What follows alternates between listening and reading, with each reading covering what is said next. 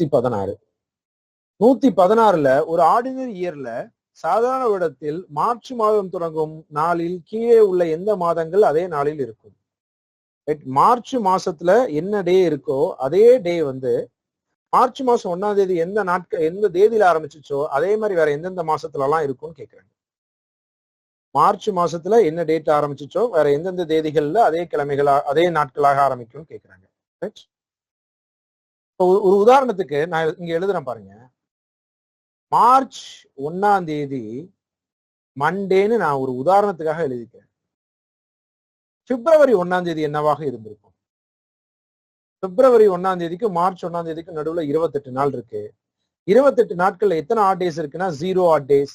அப்போ பிப்ரவரி 1ஆம் தேதியில இருந்து 0 நாட்களை கூட்டினாதான் மார்ச் 1ஆம் தேதியே வரப்போகுது. அப்போ பிப்ரவரி 1ஆம் தேதி மார்ச் 1ஆம் தேதி ஒரே டேவா தான் இருக்குங்கிறத புரிஞ்சுக்க முடியுதா? ரைட். பிப்ரவரி அப்படிங்கிற ஆப்ஷன் 2 ஆப்ஷன்ல இருக்குங்க. பிப்ரவரிக்கு அப்புறம் நம்ம அதே மாதிரி ஆட் டேஸை கவுண்ட் பண்ணணும். ஆட் டேஸ் அப்படிங்கிற ஒரு பேசிக்கை வச்சு நம்ம அதை ஒர்க் அவுட் பண்ணணும். ஆட் டேஸினுடைய கவுண்ட் நீங்க கவுண்ட் பண்ணிட்டே வரீங்க அப்படின்னா எப்போ 7ஓ 14ஓ 21ஓ 7ஓடைய மல்டிபிள்ஸ் எப்போ முடியுதோ அப்போ சேம் கேலண்டராகவே இருக்குங்க. அப்ப சேம் கேலண்டராகவே எப்போ வரும் அப்படின்னா நவம்பர்ல வருங்க. ரைட். Answer option A. அப்ப இதுல இருந்து என்ன புரிஞ்சுக்க முடியுதுன்னா ஒரு சாதாரண வருஷத்துல பிப்ரவரி மாசம் 1ஆம் தேதி என்ன கிழமையோ அதேதான் மார்ச் மாசம் 1ஆம் தேதியாகவும் இருக்கும், அதேதான் நவம்பர் மாசம் 1ஆம் தேதியாகவும் இருக்கும். சார் எல்லாமே வேற வேற நாட்கள் இருக்கக்கூடிய இது. ஏன்னா பிப்ரவரி 28 நாள் இருக்கும், நவம்பர்ல 30 நாள் இருக்கும், மார்ச்ல 31 நாள் இருக்கும். கேள்வியில கேட்டது என்னன்னா 1ஆம் தேதி என்ன கிழமையோ அதே தேதிகள்ல இருக்கும்னு சொல்லியிருக்காங்க. இதனுடைய ஆன்சர் ஆப்ஷன் ஏங்க. கிளியர்? ஸோ காப்பி பண்ணிக்கோங்க. நெக்ஸ்ட் ஒன் போவோம். இதெல்லாம் பேசிக்கா ஸ்டேட்மெண்டான கேள்விகள் மாறிங்க. நெக்ஸ்ட் 117வது கேள்வி. 100ஆம் ஆண்டு டிசம்பர் 31 என்ன கிழமைன்னு கேட்கிறாங்க. டிசம்பர் 31ஆம் தேதி 100வது வருஷம் என்ன கிழமைன்னு கேட்கிறாங்க. 100 வருஷத்துல 5 ஆட் டேஸ் இருக்கு அப்படிங்கிறது தெரியும் உங்களுக்கு. ஆட் டேஸ் அப்படின்னு நீங்க கேலண்டர் டாபிக் படிச்சிருக்கீங்க அப்படின்னா கேலண்டர் டாபிக்க ஆட் டே அப்படின்னு ஒரு கான்செப்ட் வச்சுதான் நடத்தி இருந்திருப்பாங்க. அதுல 100 வருஷத்துல எத்தனை ஆட் டே, 200 வருஷத்துல எத்தனை ஆட் டேங்கிறத மென்ஷன் பண்ணிருப்பாங்க. அப்ப 100 வருஷத்துல எத்தனை ஆட் டேஸ் இருக்குன்னா 5 ஆட் டேஸ் இருக்கும். 5ங்கிறது என்ன கிழமை அப்படிங்கிறது சொல்லணும். 0 அப்படிங்கிறது ஞாயிற்றுக்கிழமை, 1ங்கிறது திங்கட்கிழமை, 2 அப்படிங்கிறது செவ்வாய்க்கிழமை, 3 அப்படிங்கிறது புதன்கிழமை, 4ங்கிறது வியாழன்கிழமை, 5 அப்படிங்கிறது வெள்ளிக்கிழமை. அப்ப 5 ஆட் டேஸ் இருக்கு அப்படின்னா அது என்ன நாளா இருக்கும் அப்படின்னா வெள்ளிக்கிழமையாக இருக்குங்க. 5 ஆட் டேஸ் இருக்கு அப்படின்னா அது வெள்ளிக்கிழமையாக இருக்குங்க. ரைட். நெக்ஸ்ட் ஒன் 108ல ஒரு அறையில் உள்ள ஒவ்வொருவரும் மற்றவருக்கு கை குலுக்குகின்றன. மொத்த கை குலுக்கல்கள் 66 எனில் அறையில் உள்ள நபர்களினுடைய எண்ணிக்கை என்ன? இது கண்டிப்பா உங்களுக்கு புதுசு கிடையாது. எங்க படிச்சிருக்கோம்? நம்ம ஸ்பெஷல் சீரிஸ் சிறப்பு தொடர்கள் அப்படிங்கிற டாபிக்லயே இதை நம்ம படிச்சுட்டோங்க. உங்களால ஆன்சர் பண்ண முடியும்னு நினைக்கிறேன். போற்ற முடியுமா? என்ன எழுதுவோம்? n into n minus 1 by 2 value தான் 66. இதுல வந்து என்ன கண்டுபிடிச்சு சொல்லிட முடியும்? ட்ரை பண்ணி பார்ப்போமா? 118வது கேள்வி ட்ரை பண்ணி பார்ப்போம். நெக்ஸ்ட் 119வது கேள்விங்க. ஒரு நூற்றாண்டினுடைய கடைசி நாளாக எது இருக்காது? சரி, இப்ப நம்ம எழுதின விஷயத்த நான் திரும்ப எழுதுறேன். 100 வருஷத்துல 5 ஆட் டே இருக்கும். அப்ப 100வது வருஷத்தினுடைய கடைசி நாளாக என்ன இருக்கும் அப்படின்னா ஃப்ரைடே இருக்கும். 200 வருஷத்துல 3 ஆட் டே இருக்கும். ரைட். 3வது நாள் என்னவாக இருக்கும் அப்படின்னா 0னா சண்டே, 1னா மண்டே, 2னா டியூஸ்டே, 3னா வெனஸ்டே புதன்கிழமையாக இருக்கும். 200 வருஷத்துல கடைசி நாள். 300 வருஷத்துல ஒரு ஆட் டே இருக்கும். அப்ப 300 வருஷத்தினுடைய கடைசி நாள் என்னவாக இருக்கும் அப்படின்னா 1னா மண்டே. 400 வருஷத்துல 0 ஆட் டேஸ் இருக்கும். 0 ஆட் டேஸ் அப்படின்னா சண்டே. அப்ப 400 வருஷத்துல ஆட் டேஸினுடைய எண்ணிக்கை 0. ரைட். அப்போ இதெல்லாம் ஒரு வருஷத்தினுடைய ஒரு நூற்றாண்டினுடைய கடைசி நாட்களாக இருக்கும். மற்றதெல்லாம் இருக்காது. எதெல்லாம் இருக்காதுன்னா செவ்வாய் இருக்காது, வியாழன் இருக்காது, சனி இருக்காது. அப்ப ஆல் த எபோவ் அப்படிங்கிறது ஆன்சர். 119வது கேள்வியினுடைய ஆன்சர் ஆல் த எபோவ்ங்க. 119வது கேள்வியினுடைய ஆன்சர் ஆல் த எபோவ். புரிஞ்சுக்க முடியுதான்னு பாருங்க. என்ன கான்செப்ட் அப்படின்னா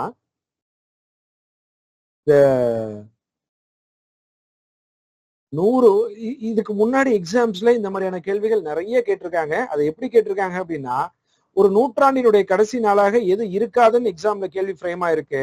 அப்ப எல்லா முறையும் ஆப்ஷன்ல என்னதான் வந்திருக்கு அப்படின்னா, செவ்வாய்க்கிழமை ஆன்சரா வர மாதிரி இருந்திருக்கு.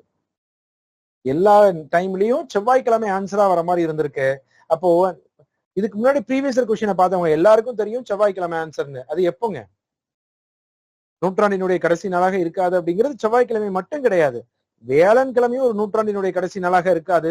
சனிக்கிழமையும் ஒரு நூற்றாண்டினுடைய கடைசி நாளாக இருக்காது. அப்போ ஒருவேளை இப்படி கேட்கிறாங்க அப்படின்னா மூணுமே சரின்னு சொல்லணும். அதனாலதான் உங்களுக்கு படிச்சுக்கிறதுக்காக இந்த ஒரு கேள்வி நான் கொடுத்துருக்கேன். இதுக்கு முன்னாடி எக்ஸாம்ல நிறைய முறை இந்த கேள்வி ஃப்ரேம் ஆயிருக்கு. ஒவ்வொரு முறையும் செவ்வாய்க்கிழமை அப்படிங்கிறது ஆன்சரா சொல்ற மாதிரி தான் எக்ஸாம்ல கேள்வியா கேட்டு இருந்திருக்காங்க. 120வது கேள்வி. இப்ப 120வது கேள்வி இதே மாதிரி நம்ம ட்ரை பண்ண முடியும் இல்லைங்களா? கீழே உள்ள தொடரில் 7களின் உடனடி முன்பாக 6ம் ஆனால் அடுத்து 4ஐ கொண்டிருக்காது அப்படின்னு சொல்லியிருக்காங்க. இப்ப 7க்கு முன்னாடி 6 இருக்கணும், 4 இருக்க கூடாது. அந்த மாதிரி எத்தனை 7 இருக்குன்னு செக் பண்ணணும். செக் பண்ணிட முடியும் இல்லைங்களா? இந்த மாதிரியான ஒரு கேள்வி நம்ம ஏற்கனவே போட்டிருக்கோங்க. இந்த மாதிரியான ஒரு கேள்வி நம்ம ஏற்கனவே போட்டிருக்கோம். ஸோ இது உங்களால போட முடியும் நம்புறேன். ட்ரை பண்ணுவோம். நெக்ஸ்ட் 121வது கேள்விங்க. 1900 ஆண்டான கேலண்டர் எந்த வருஷத்துடைய ஒத்து போகும்? 1900 கேலண்டர் எந்த வருஷத்தினுடைய ஒத்து போகும் அப்படிங்கிறது கேள்வி. ஏற்கனவே இப்படி ஒரு கேள்வி நம்ம நேத்து கிளாஸ்ல பார்த்திருந்தோம். சேம் கேலண்டர் அப்படிங்கிற நேத்து கிளாஸ்ல ஃபர்ஸ்ட் கிளாஸ்ல பார்த்திருந்தோம். சேம் கேலண்டர் அப்படிங்கிற ஒரு விஷயம். இங்க சேம் கேலண்டர் தான், ஆனா 4ஆல வகுத்து சொல்லுவோம். கொடுத்திருக்க வருஷத்தை 4ஆல வகுப்போம். மீதி 1 வந்துச்சு அப்படின்னா கொடுத்திருக்க வருஷத்துல இருந்து 6 வருஷத்தை ஆட் பண்ணணும். மீதி 2ஓ 3ஓ வந்துச்சு அப்படின்னா கொடுத்திருக்க வருஷத்துல இருந்து 11 வருஷத்தை ஆட் பண்ணணும். மீதி 4 0 வந்துச்சுன்னா கொடுத்திருக்க வருஷத்துல இருந்து 28 வருஷத்தை ஆட் பண்ணணும். இந்த ஆட் பண்ற கான்செப்ட் என்னங்கிறது இந்த இடத்துல நான் எக்ஸ்பிளைன் பண்றேன். கவனிங்க. நூற்றாண்டா இருந்து அப்படி செக் பண்ணக்கூடாது. 1 by 1 செக் பண்ணணும். என்னன்னா 1900 அப்படிங்கிறது ஒரு சாதாரண வருஷம். அதுல எத்தனை ஆட் டே இருக்குன்னா ஒரு ஆட் டே இருக்கும். 1901ல ஒரு ஆட் டே, 1902ல ஒரு ஆட் டே, 1903ல ஒரு ஆட் டே, 1904 லீப் இயர், அதனால 2 ஆட் டே. இது நீங்க பேசிக்கா படிச்ச விஷயம். சாதாரண வருஷத்துல ஒரு ஆட் டே இருக்கும், லீப் இயர்ல 2 ஆட் டே இருக்கும். 1905ல ஒரு ஆட் டே இருக்கும். இப்ப நான் கவுண்ட் பண்ணிக்கிட்டே வரேன். 1 2 3 4 5 6 7. எங்க 7ன்னு முடியுதோ அடுத்து வரக்கூடிய வருஷம் சேம் கேலண்டரை ரிப்பீட் பண்ணுங்க. அப்ப 1900 கேலண்டர் எப்ப ரிப்பீட் ஆகும் அப்படின்னா 1906ல ரிப்பீட் ஆகும். 1906ல ரிப்பீட் ஆகும். Answer option B. ஒருவேளை 7 முடியாம 8ன்னு வந்துருச்சுன்னா 14 வரைக்கும் போகணும். 14 முடியாம 15ன்னு வந்துருச்சுன்னா 21 வரைக்கும் போகணும். 7னுடைய மடங்கு எப்ப முடியுதோ அதுக்கு அடுத்த வருஷம் சேம் கேலண்டர் ரிப்பீட் ஆகும்னு சொல்லுவோம். அந்த மாதிரிதான் 28 வருஷத்தை நம்ம கவுண்ட் பண்றதுக்கு பதிலா லீப் இயர்னா 28 கூட்டணும்னு ஒரே வார்த்தையில முடிச்சிட்டோம். இப்ப நம்ம எத்தனை வருஷத்தை ஆட் பண்ணிருக்கோம் அதே மாதிரி 28 வருஷத்தை ஆட் பண்ண முடியுமானா முடியாதுங்க. நோட் பண்ணிக்கோங்க. Answer option B. அந்த 6 வருஷத்தை எப்படி ஆட் பண்ணணுங்கிறத நான் கவுண்ட் பண்ணி காமிச்சிருக்கேன். கிளியர்? மேபி அந்த கிளாஸ் முடியும் பொழுது அந்த ஒரு கமெண்ட் நான் பார்த்தேன். ஏன் வந்துட்டு 6 ஆட் பண்ணணும், 11 ஆட் பண்ணணும், 28 ஆட் பண்ணணும் ஒரு கமெண்ட் வந்து அன்னைக்கு கிளாஸ் முடியும் போது பார்த்தேன். அதை இப்ப நான் இங்க எக்ஸ்பிளைன் பண்ணி காமிச்சிட்டேங்க. அடுத்த கேள்வி போலாங்க. எப்ப முடியுதோ அதுக்கு அடுத்த வருஷங்க. சரிங்களா? 7 எப்ப முடியுதோ அதுக்கு அடுத்த வருஷம் சேம் கேலண்டர் ரிப்பீட் ஆகும். 122வது கேள்விங்க. 122ல வந்து பாத்தீங்க அப்படின்னா RIDDLED இந்த ஒரு வார்த்தையை கொடுத்திருக்காங்க. இதை வச்சு எத்தனை வெவ்வேறு விதமான வார்த்தைகளை உங்களால உருவாக்க முடியும் அப்படிங்கிறது கேள்வி. இதை வச்சுக்கிட்டு எத்தனை விதமான வார்த்தைகளை நம்மளால உருவாக்க முடியும் அப்படிங்கிறது கேள்வி. அதுல எவ்வளவு நம்பர் ஆஃப் லெட்டர்ஸ் இருக்கோ, ரைட், அதுல எவ்வளவு நம்பர் ஆஃப் லெட்டர்ஸ் இருக்கோ அவ்வளவு ஃபேக்டோரியல் எழுத போறீங்க. அதுல எவ்வளவு நம்பர் ஆஃப் லெட்டர்ஸ் இருக்கோ அவ்வளவு ஃபேக்டோரியல் எழுதிக்க போறோம். எக்ஸ்பிளைன் பண்றேன். சோ இதுல எத்தனை லெட்டர்ஸ் இருக்குன்னு பாருங்க. கவுண்ட் பண்ணலாம். 1 2 3 4 5 6 7. சோ 7 ஃபேக்டோரியல் டிவைடட் பை அதுல ரிப்பீட்டட் லெட்டர்ஸ் ஏதாவது ஒன்று வந்துச்சு அப்படின்னா அந்த ரிப்பீட்டட் லெட்டர்ஸை டிவைடட் பைல எழுதணும். ரைட்? ரிப்பீட்டட் லெட்டர்ஸ் ஏதாவது வந்துச்சு அப்படின்னா அதை டிவைடட் பைல எழுதணும். ரைட்? ரிப்பீட்டடா எத்தனை லெட்டர்ஸ் வந்திருக்கு? 3 லெட்டர். டிங்கிறது 3 முறை வந்திருக்கனால ஒரு 3 ஃபேக்டோரியல்.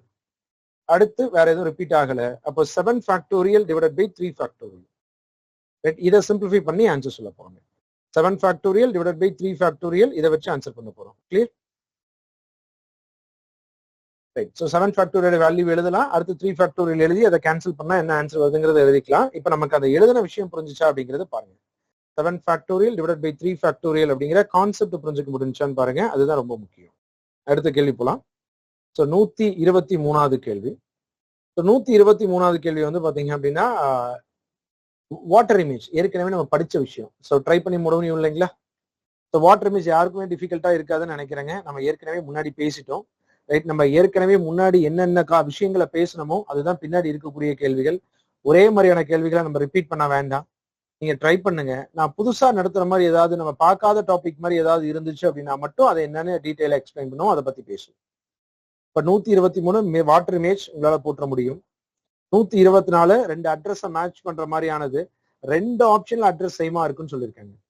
இப்போ இதுக்கு முன்னாடி நம்ம லாஸ்ட் கிளாஸ்ல கூட ஹோம்ஒர்க்கா கொடுத்துருந்தோம். ஒரு அட்ரஸ் கொடுத்துருப்பாங்க, அதே எந்த ஆப்ஷன்ல இருக்குன்னு பார்த்தோம். ஆனா இந்த கேள்வியில வித்தியாசமா 2 ஆப்ஷன்ல இருக்கக்கூடிய அட்ரஸ் ஒரே மாதிரி இருக்கு. அது எந்த ஆப்ஷன்ல இருக்கு அப்படிங்கிறத கேட்டிருக்காங்க. ரைட். போற்ற முடியும். 124 25க்கு வரலாம். ரைட். மாற்று விடைகளாக கொடுக்கப்பட்டுள்ள 4 வார்த்தைகளில் ஒரே ஒரு வார்த்தை வினாவில் கொடுக்கப்பட்ட வார்த்தையில் உள்ள எழுத்துக்களால் உருவாக்கப்பட்டுள்ளது எனில் அந்த வார்த்தையினை தேர்ந்தெடுக்கவும். ரைட். அப்போ அண்டர்ஸ்டாண்ட் அப்படின்னு ஒரு வார்த்தை கொடுத்துருக்காங்க. இதை வச்சுக்கிட்டு எந்த வார்த்தையை உருவாக்க முடியும் ஆப்ஷன்லன்னு கேட்கறாங்க. ரைட். எந்த வார்த்தையை உருவாக்க முடியும் அப்படின்னா யூ இருக்கு, என் இருக்கு, ஆர் இருக்கு, ஏ இருக்கு, டி இருக்கு, இ இருக்கு, டி இருக்கு. ரைட். அன்ரைட்டர் அப்படிங்கிற வார்த்தையை உருவாக்க முடியும். நேச்சுரல் அப்படிங்கிற ஒரு வார்த்தையை உருவாக்கவே முடியாது. ஏன்னா எல்லுங்கிறது இங்க இல்லவே இல்லை. 2 டி அப்படிங்கிறது இங்க இருக்கு. ஆனா இங்க ஒரே ஒரு டி தான் இருக்கு. இந்த வார்த்தையை உருவாக்கவே முடியாது. டிஏஎன்சிஇ சின்னு ஒரு வார்த்தை, ஒரு எழுத்தே அங்க கிடையாது. அப்ப இந்த வார்த்தையும் உருவாக்க முடியாது. எதை உருவாக்க முடியும், எதை உருவாக்க முடியாதுன்னு கேள்வி கேட்கலாம். நம்ம ஆல்பபெட்ஸ் எழுதணும் இல்லைங்களா? ஆல்பபெட்டிக்கல் ஆர்டர்ல டிக்ஷனரி ஆர்டர்ல அரேஞ்ச் பண்ணோம் இல்லைங்களா? அந்த டாபிக் பேஸ் பண்ண மாதிரியான ஒரு கேள்வி. அதே மாதிரி இன்னொரு வாட்டர் இமேஜ் ட்ரை பண்ணலாமா? 126வது கேள்வி வாட்டர் இமேஜ் போற்ற முடியும். நான் என்னெல்லாம் இருக்கு அப்படிங்கிற விஷயத்த சொல்லிக்கிட்டே வரேங்க. முதல்ல சொன்னதுதான், நம்ம படிக்காத கான்செப்ட் ஏதாவது இருந்துச்சு அப்படின்னா அதை ஆன்சர் பண்ணுவோம். படிச்ச விஷயங்களா இருந்தா அப்படியே ஆன்சர் பண்ணிடலாம். ஒரு கோட்டையில 150 ஆண்கள் இருக்காங்க. அவங்களுக்கு 45 நாட்களுக்கான உணவு வழங்கப்பட்டிருக்குது. 10 நாட்களுக்கு பிறகு 25 பேர் கோட்டையை விட்டு போயிட்டாங்க. மீதி இருக்கக்கூடிய உணவு எவ்வளவு நாளைக்கு நீடிக்கும்? 150 பேருக்கு 45 நாளைக்கான உணவு இருக்கு அப்படின்னா மொத்த உணவு 6750. இதுல 10 நாளைக்கு அப்புறம் தான் 25 பேர் வராங்க. அப்ப 10 நாள்ல அந்த 150 பேர் எவ்வளவு சாப்பிட்டிருப்பாங்க அப்படின்னா 1500 உணவு பொட்டலங்களை சாப்பிட்டிருப்பாங்க. மீதி 5250 இருக்கு. அத இன்னும் ஒரு 25 பேர் சேர்ந்து வந்தாங்க அப்படின்னா 125 பேரா சாப்பிட போறாங்க. ரைட். 25 பேரு வெளியே போயிட்டாங்க. அப்ப 100 பேர் தான் சாப்பிட போறாங்க.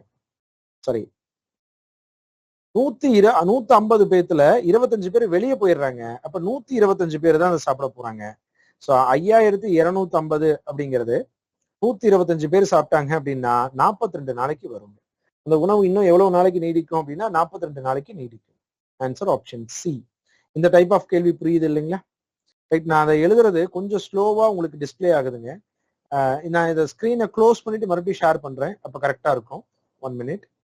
இப்ப எல்லாருக்கும் ஸ்கிரீன் கரெக்டா தெரியும்னு நினைக்கிறேன். தெரியுது இல்லைங்களா? கண்டினியூ பண்ணலாம் அப்படியே. ஸோ 1900 1900 400ஆல டிவைட் பண்ணணும்.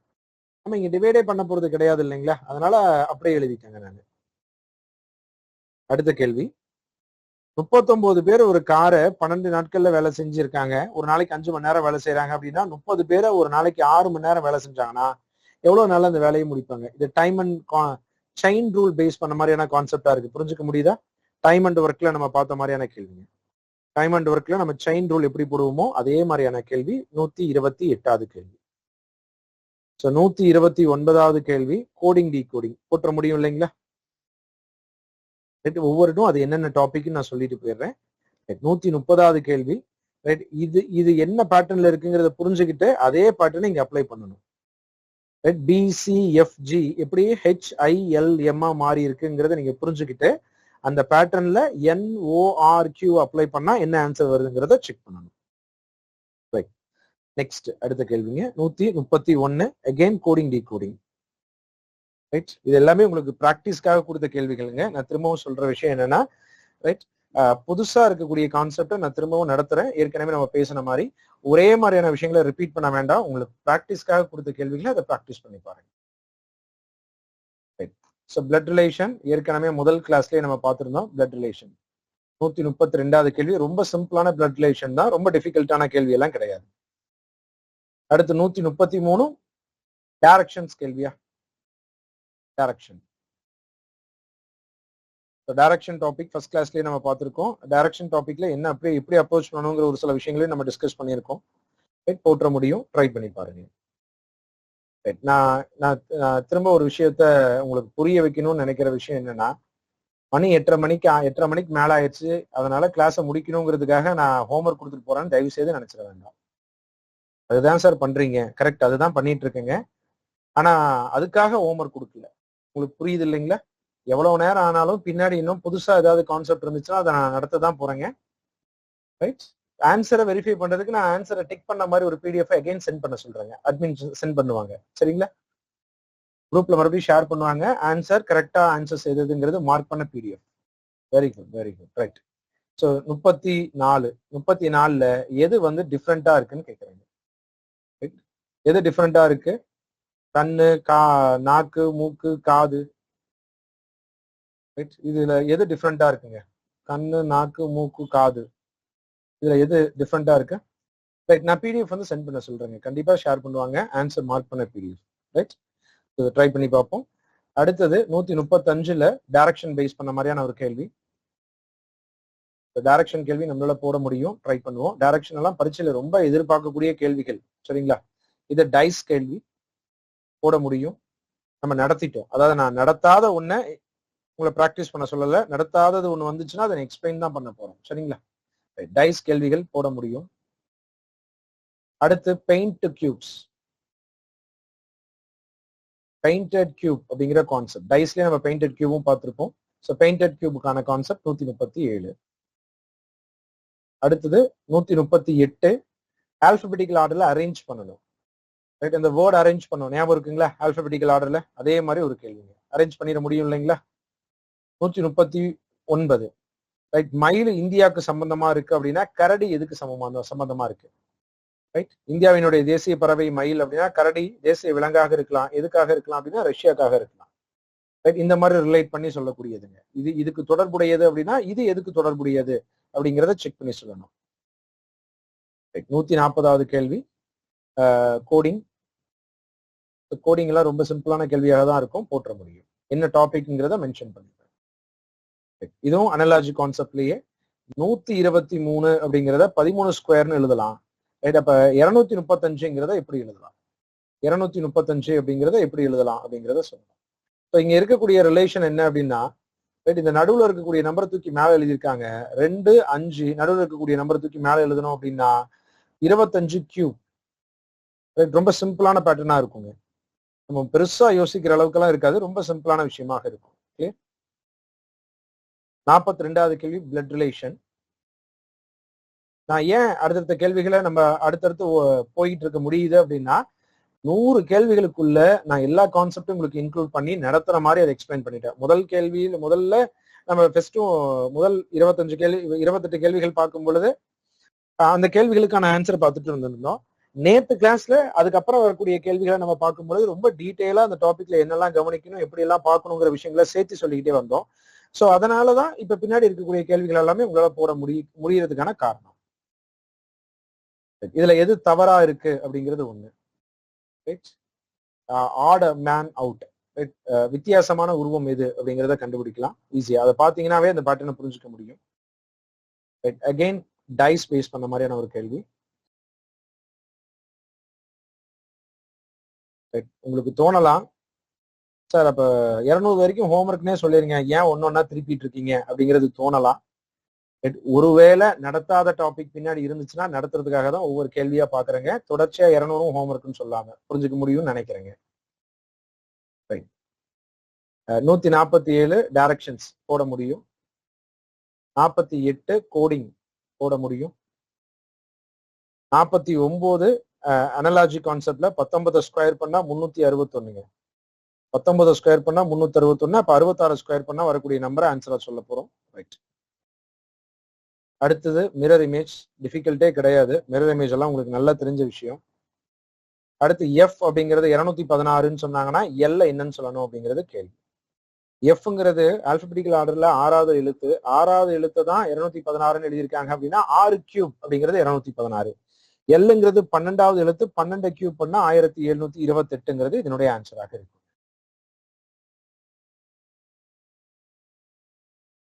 என்ன வார்த்தை உருவாக்க முடியும், உருவாக்க முடியாது அப்படிங்கிற மாதிரியான கேள்விகள் இருக்கக்கூடிய டாபிக். ரைட். இந்த மாதிரியான ஒரு கேள்வி இப்பதான் நம்ம பார்த்தோம், அண்டர் ஸ்டாண்ட் அப்படிங்கிற ஒரு கேள்வியில. ரைட்.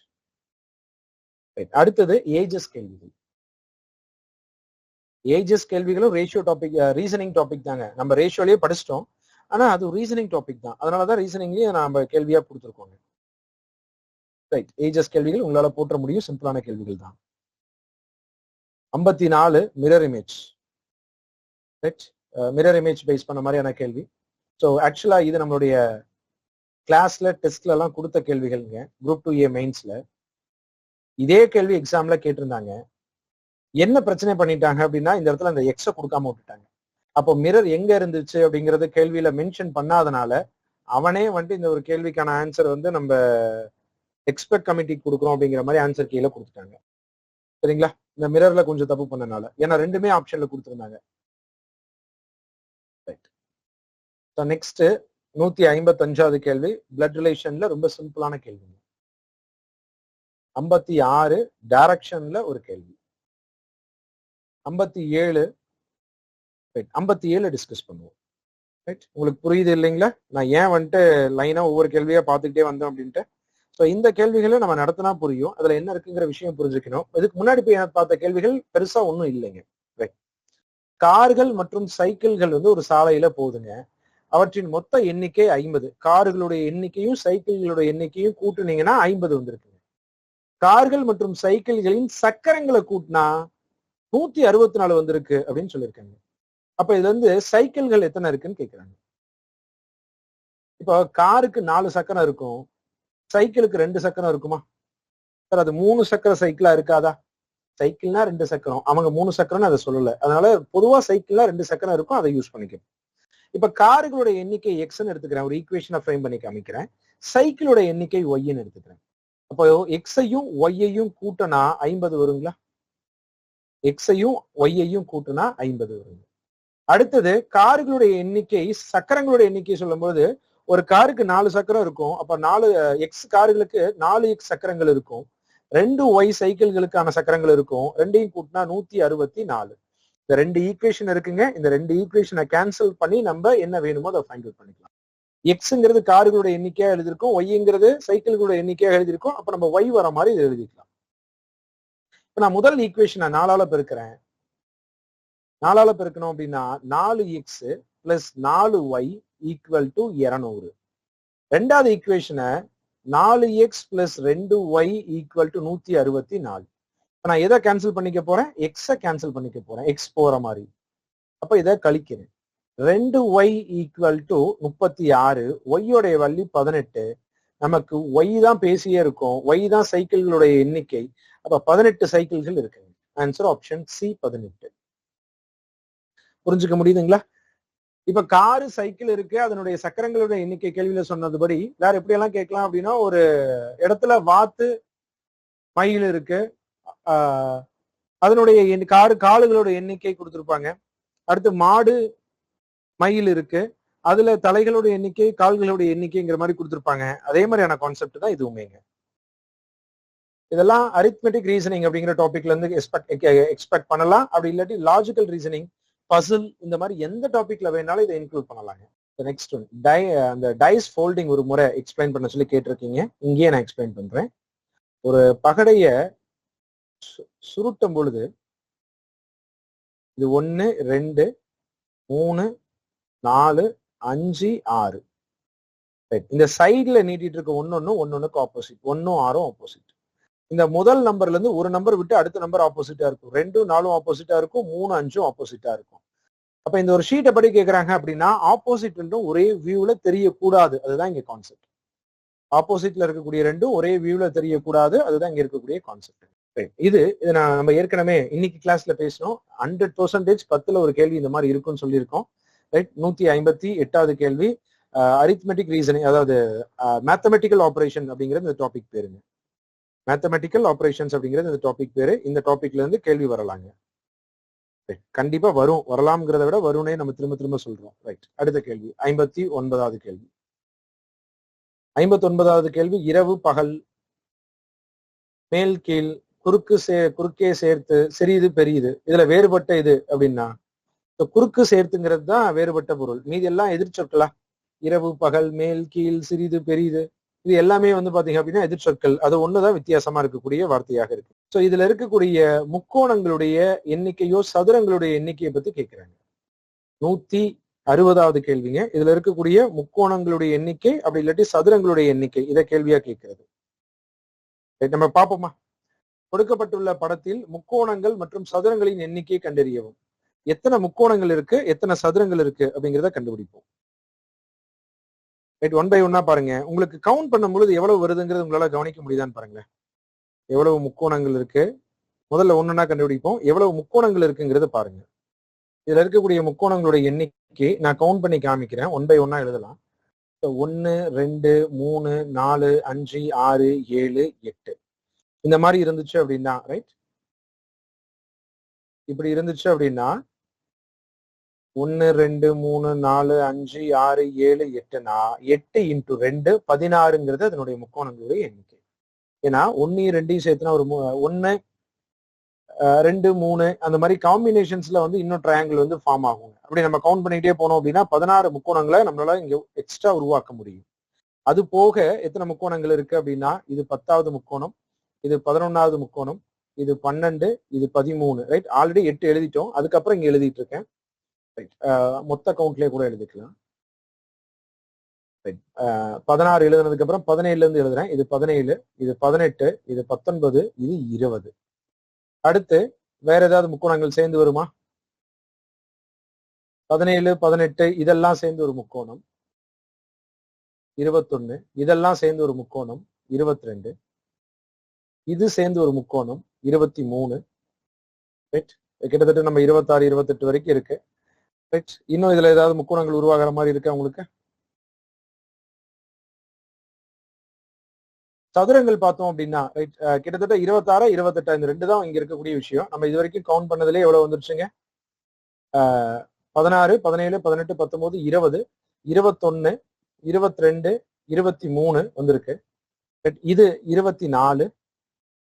ரைட். நான் மறுபடியும் அதை டிரா பண்றேன், உங்களுக்கு புரியுதான்னு பாருங்க.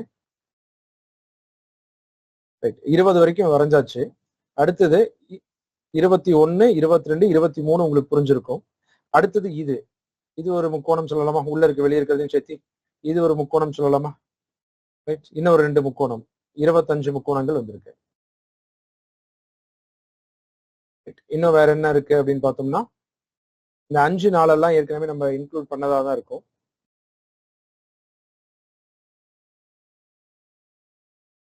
இருபத்தஞ்சு முக்கோணங்கள் இருக்கு. நான் எழுதுறல அந்த நம்பர்ஸ் நான் எழுதி காமிச்சேன் அப்படின்னா, இதை கவுண்ட் பண்ணோம் அப்படின்னா 25. ஸோ இங்க பேசிக்கா நம்ம ஒரு டயக்ராம்க்கு மட்டும் இருந்துச்சு அப்படின்னா டைரக்டா ஒரு ஃபார்மேட்ல ஆன்சர் பண்ணிட முடியுங்க. இது காம்பினேஷனுக்குள்ள இருக்கு. ஸோ 2 இது கம்பைன் ஆகும் பொழுது எக்ஸ்ட்ரா ட்ரையாங்கிள்ஸ் எங்க ஃபார்ம் ஆகுது அப்படிங்கிறத செக் பண்ணணும். கிட்டத்தட்ட 25 வரைக்கும் கண்ணுக்கு தெரியுது. இன்னமும் அதுல முக்கோணங்கள் இருக்கு. ஏன்னா ஆப்ஷன்லயே 25 கிடையாது. சதுரத்தை முதல்ல கவுண்ட் பண்ணிடலாம். சதுரத்தை பாத்தீங்க அப்படின்னா, சதுரத்துல இப்படி ஒரு ஷேப் இருக்கு. இப்படி இருந்துச்சு அப்படின்னா சதுரங்களுடைய எண்ணிக்கை 1 2 3 4. சின்ன சின்ன சதுரங்கள் எல்லாம் 4, இது எல்லாமே சேர்ந்து ஒரு சதுரம் 5. ரைட். 1 2 3 4 தனித்தனியா இருக்கக்கூடியது. ரைட். இதுல இருக்கக்கூடிய சதுரங்களுடைய எண்ணிக்கை அப்படின்னு பார்க்கும் பொழுது 1 2 3 4 இது எல்லாமே சேர்ந்து ஒரு சதுரம் 5 சதுரம் கீழே இருக்கக்கூடியதுல இருந்து. இதுல இருந்து இன்னும் வேற ஏதாவது சதுரங்கள் உருவாகுதா அப்படின்னு பார்த்தோம்னா, இது ஒரு சதுரம் உருவாகுது. 6 சதுரங்கள் இருக்கு. அப்போ 6 ஸ்கொயர் இருக்கு. 6 ஸ்கொயர் 26 28 அப்படிங்கிறத கவுண்ட் பண்ணணும். ரைட். அது நீங்க உங்களுக்கு எவ்வளவு வருதுங்கிறத பாருங்க. கிட்டத்தட்ட எனக்கு 25 வரைக்கும் வந்துருச்சு. ரைட் 25 ஆப்ஷன்ல இல்ல, அப்ப இன்னும் 26 இன்னொன்னு எங்க வருதுங்கிறத நம்ம செக் பண்ணணும். ரைட் நம்ம பொறுமையா கூட செக் பண்ணுவோம். நான் இதோட ஆன்சர் என்னங்கிறத மார்க் பண்ணி அனுப்புறேன். அது சரியா வந்திருக்கான்னு பாருங்க. அப்படி மார்க் பண்ணி அனுப்பும்போது அந்த ட்ரையாங்கிளுக்கு நம்பர் போட்டு அந்த 26னா 26க்கான நம்பரையும் நான் எழுதி காமிக்கிறேன். அந்த நம்பரை பார்த்து உங்களால அதை புரிஞ்சுக்க முடியும். Right okay. நெக்ஸ்ட் 161வது கேள்விங்க. 11 முதல் 50 வரை எத்தனை எண்கள் 7ஆல் சரியாக வகுபடும் ஆனால் 3ஆல் வகுபடாது அப்படிங்கிறது கேள்வி. 11ல இருந்து 50க்குள்ள எத்தனை எண்கள் வந்து பாத்தீங்கன்னா 7ஆல சரியாக வகுபடணும் ஆனா 3ஆல் வகுபடக்கூடாதுன்னு சொல்லியிருக்காங்க. 2 கண்டிஷன் சொல்லியிருக்காங்க. ஒன்னொன்னா நம்ம செக் பண்ணுவோம். ரைட் ரொம்ப சிம்பிளான கேள்விதான். மொத்தம் எவ்வளவு நம்பர்ஸ் இருக்குங்கிறத எழுத போறோம். ஸோ 11ல இருந்து 50க்குள்ள 7ஆல் சரியாக வகுபடக்கூடிய நம்பர், 7ஆல வகுபடக்கூடிய நம்பர் எல்லாம் எதுங்க? 7ஆம் வாய்ப்பாடு எழுதுனா போதும். 14, 21, 28, 35, 42, 49 இதெல்லாம் 7ஆல வகுபடக்கூடிய எண்கள். ஆனால் 3ஆல வகுபடக்கூடாதுன்னு சொல்றாங்க. 3ஆல் வகுபடக்கூடாதுன்னா நம்ம டிவிசிபிலிட்டி ரூல் அப்படின்னு ஒண்ணு படிச்சிருக்கோம். ஞாபகம் இருக்குங்களா? ஸோ டிவிசிபிலிட்டி ரூல் அப்ளை பண்ணோம் அப்படின்னா இது ரெண்டையும் கூட்டினா 5, இது 3ஆல டிவைட் ஆகாது. இது ரெண்டையும் கூட்டினா 3, 3ஆல டிவைட் ஆகும். இது ரெண்டையும் கூட்டினா 10, 3ஆல டிவைட் ஆகாது. இது ரெண்டையும் கூட்டினா 8, 3ஆல டிவைட் ஆகாது. இது ரெண்டையும் கூட்டினா 6, 6ங்கிறது 3ஆல டிவைட் ஆகும். அப்ப 42ங்கிறது 3னுடைய மல்டிபிள். இது 3ஆல டிவைட் ஆகும். எது வகுபடாதுன்னு தான் கேள்வியா? ஓகே. ஸோ இது ரெண்டையும் கூட்டினா 13, 49ங்கிறது 3ஆல வகுபடாத எண். ஸோ வகுபடாத எண்கள் எத்தனை இருக்குன்னு கேட்கிறாங்க. 1, 2, 3, 4 நம்பர் வகுபடாம இருக்குங்க. Answer option G. அந்த எண்களை எழுதி பார்த்தாவே அதுக்கான ஆன்சர் என்னங்கிறது சொல்லிட முடியுங்க. நெக்ஸ்ட் 162வது கேள்விக்கு போகலாம். பெரிய ட்ரையாங்கிள் ஒண்ணு இருக்கா போன கேள்வியில? ரைட் பெரிய முக்கோணம். Very good. ரைட்டுங்க. 25 வரைக்கும் கவுண்ட் பண்ணிட்டோம். இதோட சேர்த்து 26ங்க. Answer option C. 26 ட்ரையாங்கிள் 6 ஸ்கொயர்ஸ்ங்க.